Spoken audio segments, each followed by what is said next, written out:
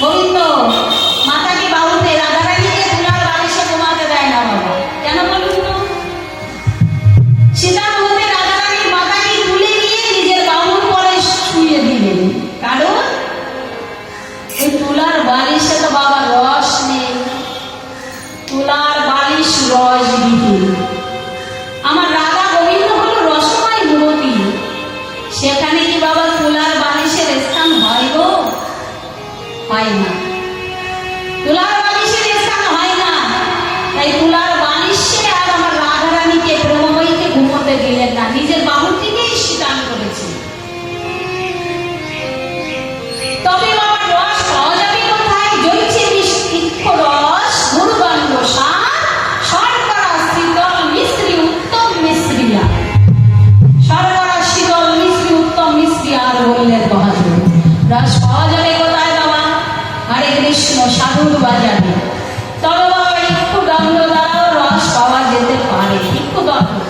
তবে সে সরাসরি কখনো রস দেয় না। রস পেতে গেলে কি করতে হবে? আপনি যদি একটু দণ্ডে অর্থাৎ আগের কাছে গিয়ে বলেন একটু আমাকে রস দাও, দেবে?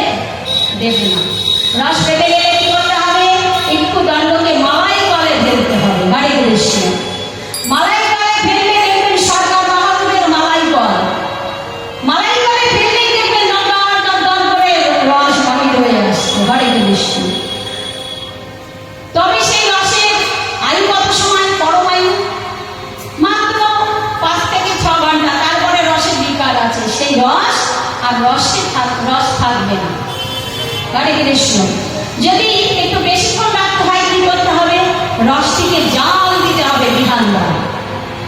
জাল দিলে কি হবে? রস থেকে বাবা গুড় হয়ে যাবে। গুড়ের পরমায়ু 1 বছর। 1 বছর সে গুড় থাকবে, তবুও তাতে বিকার আছে। পুনরায় যদি দীর্ঘস্থায়ী করতে চান কিছুদিনের জন্য, ওই গুড়টিকে পুনরায় আপনাকে বিহান দ্বারা পরামর্শ নিয়ে জাল দিতে হবে। জাল দিলে কি হবে? রস থেকে চিনি হবে। চিনির আয়ু কতদিন? 5 থেকে 6 বছর। তারপরে তাতে বিকার আছে। বিহান দ্বারা পরামর্শ নিয়ে পুনরায় সেই চিনির মধ্যে যদি কিছুটা বাবা দুধ ঢেলে দেওয়া হয়, দুধ ঢেলে দিলে কি হবে গো? মিশ্রিতে পরিণত হবে। আর মিশ্রির বাইরেটা কঠোর শক্ত, কিন্তু ভেতরে মুখের মধ্যে দেবেন একটুকু নিয়ে দেখবেন রসে পরিণত হবে। তাই তো? হরে কৃষ্ণ। নিতাই গৌর হরি বল। তাই এই রস পাওয়া যাবে সাধুর বাজারে। হরে কৃষ্ণ। তাই রাধারানী আমার বললেন সখিনে আমার গরু কত রঙ জানে। হ্যাঁ, এই সখী